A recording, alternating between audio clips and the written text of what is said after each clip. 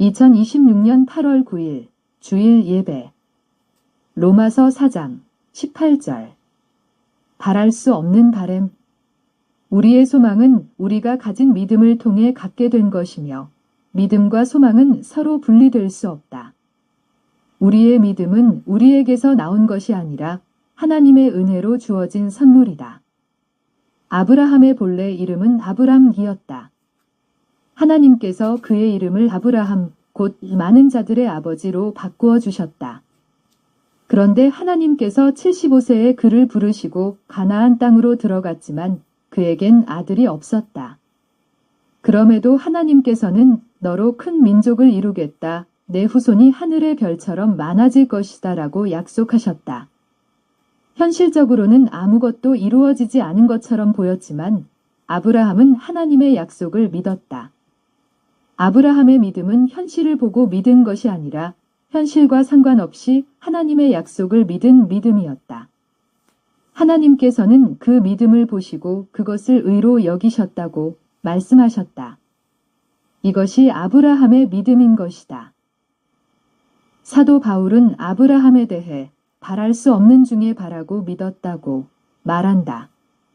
우리는 소망과 믿음의 차이에 대해 생각해 볼 수 있다. 소망은 어느 정도 가능성이 있다고 생각하기 때문에 그것이 이루어지기를 바라는 것이다. 그러나 아브라함의 소망은 인간적인 가능성에 근거한 것이 아니었다. 인간적인 계산으로는 불가능해 보여도 하나님께서 말씀하셨다면 반드시 이루어진다고 믿었던 것이다. 그러므로 아브라함의 소망은 단순한 기대가 아니라 믿음에 근거한 소망이었다. 그는 자신의 한계나 현실의 가능성을 바라본 것이 아니라 약속하신 하나님을 바라보았다. 이것이 바로 아브라함이 보여준 믿음이다. 아브라함은 하나님은 신실하시고 전능하시다는 사실을 믿었다.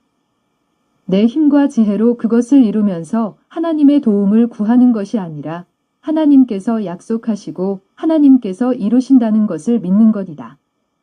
우리가 자랑해야 할 것은 우리의 능력이 아니라 약속하시고 그 약속을 이루시는 하나님이시다. 이스마엘은 인간의 방법과 육체를 따라 얻은 자녀를 상징하고 이삭은 하나님의 약속과 은혜로 주어진 자녀를 상징한다. 하나는 인간의 노력과 종교적 행위로 성취하려는 율법의 방식이고 다른 하나는 하나님의 약속과 능력을 의지하는 복음의 방식이다.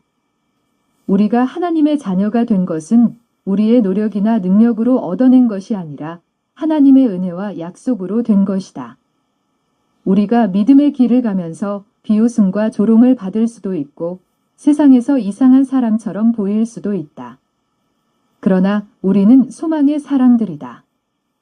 우리의 소망은 인간적인 가능성이나 합리적인 판단에 근거하지 않고 하나님의 약속에 근거한다.